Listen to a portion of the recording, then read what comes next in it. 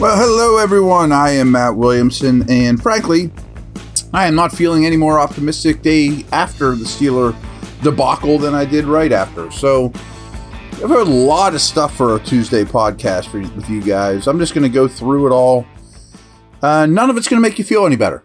I would say 1% of it will. So, the more I think about coordinator change, Pickett, it worries me more than anything, maybe, that he's not being developed. Now, I know that he is a student, that he is smart, that he is a leader, and I just wonder about his teachers. We can Monday morning quarterback bad play calls. Why would you do that on fourth down? If it were, and there's all kinds of room for that. I'm by no means. I mean, am I saying that's okay? But what we don't know and isn't Monday morning quarterbacking is how well is he being taught? Not what he's even being taught or his ability to learn. Like Ted Williams, I mean, this is one of the greatest hitters of all time. And then they asked him to coach for a while, and I guess he was a disaster. Trust me, this is even before my time. Because he didn't really know how to coach, because he was so good, he would just tell people, what do you mean you can't read the seams on a curveball? Now, I'm not saying, maybe that's a terrible example, because I don't think Matt Canada is a 400 hitter. Let's just put it that way. But you look at like CJ Stroud yesterday. He's being developed. He's getting better. And I just wonder about Pickett's development. Like, even in the perfect situation, maybe he doesn't have it. Maybe he can't be that guy. But the development, more so than nitpicking this run play or whatever, is really worrisome. So I have so many nuggets from the internet, and I'll react to all of them for you. You know, despite hitting on long touchdown passes to Pickens in Austin, Pickett was averaging just 6.6 yards per attempt before his injury for the season. The key number to keep in mind here is success rate, which measures how often a quarterback keeps his offense on schedule to score points. By NFL Next Gen stats, Pickett was generating a 33% success rate on his dropbacks this season. Only Zach Wilson's worse. It's hideous. How about this? When a receiver is moving at the snap, Pickett is 4 for 10 for minus 4 yards and a QBR of 2.8. Hideous. You know, like we talk about all this Matt Canada motion and how good he is with that. When someone's moving at the snap, Pickett can't be worse. Some other stuff from the game. Houston gaining 39 yards on 8 rushing attempts on the opening possession of the game. I mean, come on. That's when everyone's talking about, well, we got to stop the run, make them one-dimensional. Yeah. Allowing the Texans to get at least 2 first downs on 5 of 6 possessions in the first half. They failed to sack rookie quarterback CJ Stroud 1 time. Didn't sack him once, of course. Hit him 6 times. But Highsmith had 3 of those hits. I knew 2. I wasn't certain about third. Highsmith played great. Najee played great. The rest of the team was embarrassing. Steelers had 1 possession in the first quarter. Ugh. When the offense did get 4 possessions in the second quarter, it ran 16 plays for 40 yards, punting 4 times. I mean, I don't even need to analyze these things to tell you how bad it is. I mean, it's really, really atrocious. The Steelers actually ran the ball well to start the second half. We remember that. They were churning along. So, as teams do, the Texans start bringing more and more people into the box. So what did the Steelers do? They kept running into unblocked defenders. I mean, isn't that kind of, we got him where we want him, we made him adjust? Let's hit Pickens on a post behind this, Little middle of the field throwing, yet again. Kenny had 23 attempts. 5 were between the numbers against bad linebackers. 2 completions for 11 yards between the numbers in this game. 2 completions. He also, as I've said this 100 times, I feel like I was ahead of the curve on this, but he needs to stop bailing from the pocket early. You know, like I brought up that 4th down play and I killed Canada for it yesterday. But Pickett runs right into pressure on that one too. And he does it a lot. And any play caller, and I'm not excusing Matt Canada, it makes it hard when a quarterback won't hang and execute the play when he's too quick to move. And it's a problem for him right now. It's shocking. The more I watched it, Will Anderson really had a good day whipping up on Chooks. And Mason Cole might be unplayable at this point. I mean, he's not an NFL starter. Awful game for the Steelers' defensive tackles. No pressure from that group. None. Awful versus the run. Benton had a play or two that was exciting, but overall, awful day from the Steelers' defensive tackles. I mean, it's so clear that this defense needs, as opposed to benefits from splash plays in order to be successful on defense. Can't just play it straight. Team keeps it close to the vest.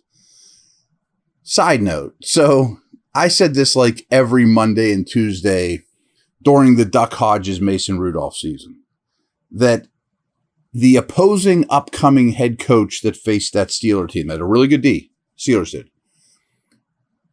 It'd be coaching malpractice if the first thing you didn't say when you got ready for Steeler prep that week was, if we don't turn the ball over, we'll win. And then say it 8,000 times between then and kickoff. It's almost getting to that point. If we don't allow defensive splash plays, if we don't let the Steelers take the ball away, sack us 43 times, we're going to win.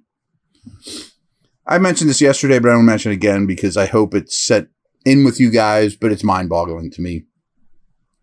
The Texans ran 69 plays. Only 12 of those 69 plays were on third downs. So 57 plays. I don't think maybe they went for it once on fourth. I'm not looking at that right now.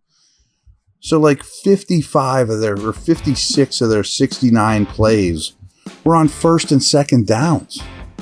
Awful. Awful. I was going to take a break. I got a lot of snap count stuff here. I got all kinds of stuff to go through.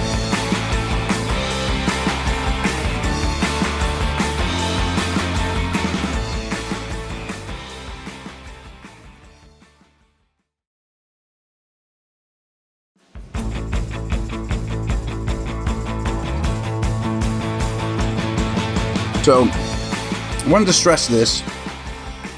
The Texans snapped the ball 71 times. They used a lot of big personnel. About half of those snaps, their fullback was on the field, Andrew Beck, 34 snaps. Dalton Schultz only played 35, but he's not much of a blocker. Their blocker is a guy I don't know much about, Quitterino. He played 30 snaps as their blocking tight end. So between Beck and Quitterino, they had extra blockers in this game a lot. And Jordan, who's kind of a receiving tight end, he played 14. The receivers were 54 for Collins, 51 for Woods, Dell 50, Mechie 16. Fair enough. I don't think there's anything super noteworthy about that. Pierce played 42 compared to 25 for Singletary. Boone came in for 4. The Steelers' offensive snap counts. Pickens played 58 of 59. Austin played 53 of 59. Robinson played 50 of 59. Boykin played 6. They only got 30 out of Freiermuth, 25 out of Washington, and Hayward was out there for 15.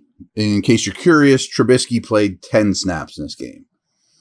Warren and Harris split pretty much equal, 29 snaps each. They both ran 14 routes, but Warren was targeted 6 times compared to Najee on those 14 routes apiece. So here's some Freiermuth tight end nuggets too. Again, he played 25 of a possible 27 snaps in the first half. Playing a ton, great. And that's even a little more than usual for him. But remember, Washington and Hayward were both on the injury report earlier this week, so fair enough. Steelers stuck with 11 personnel over the rest of the game rather than putting Washington and Hayward on the field at the same time. So after Freiermuth left the game, they were only in 11 personnel. I mean, again, it just makes you a little too predictable. The two were used interchangeable, with Washington on the field a little more often while Hayward ran a few more routes. That's post-Freiermuth injury. This is a good nugget, though. Zach Gentry is currently on the Bengals practice squad. Maybe they go grab him. That would make perfect sense. They could probably use him at this point. CJ Stroud posted his third consecutive game with 250-plus passing yards, 2-plus passing touchdowns, and 0 interceptions, the longest streak by any rookie since 1970. Also became the first player in NFL history with 1,200-plus passing yards and 0 interceptions over his first 4 career games. Good for him. He's really, really impressive. This was interesting to me. The 6 most used defensive backs from the Steelers. The guys, the defensive backs that were on the field the most, the 6 of them, all were acquired in free agency or via trade, Minka. So the 6 guys they used the most, none of them were drafted by this team. Does that mean they stink at drafting defensive backs? I mean, Edmonds would have been. He's gone. Porter's not out there enough yet. They ranked 28th in EPA per play allowed without pressure this season. So it goes back to big plays. Only the Chargers and Broncos have allowed more yards per attempt, and both those teams went up against the Dolphins this year.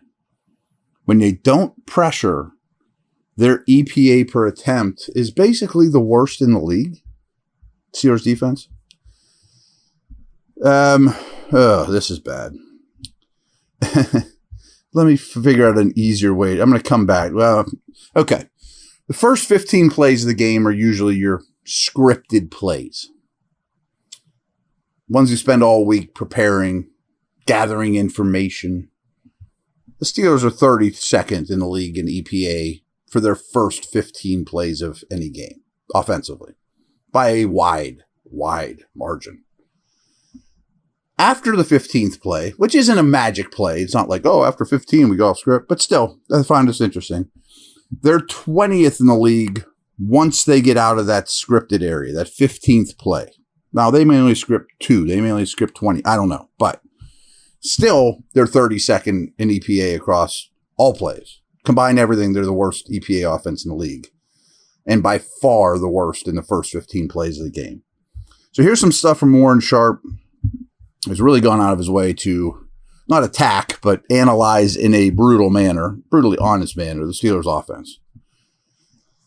Kenny Pickett threw 63% of his first down passes behind the line of scrimmage. Obviously the highest rate in the league. First down, you're throwing the ball behind the line of scrimmage 63% of the time. He averaged 0.5 air yards, fewest of any quarterback this week. 11% success rate, 1.9 yards per attempt, and a very bad EPA. 0 first downs attempt gained over 5 yards. 0 first down attempts gained over 5 yards. So Warren also talked a lot about CJ Stroud and how he's going to handle the Steelers' pressure all week. And back to my nugget about when they don't get pressure. When Stroud was kept clean in this game, he had an 11.9 EPA, 0.7 EPA per attempt. Obviously, those are very, very good numbers. 63% of his passes were considered successful. 2 touchdowns. 69 of his attempts gained at least 10 yards. All of those marks, 5 different numbers, were all top 3 in quarterbacks this week. Of all the quarterbacks who's played this week, his EPA per attempt, his yards per attempt, his success rate, his number of touchdowns, his percentage of attempts that gained 10 plus yards when he wasn't pressured were all top 3. The script is being pretty well written and starting to get chiseled in the stone with this team, and it's not good. All right, over and out.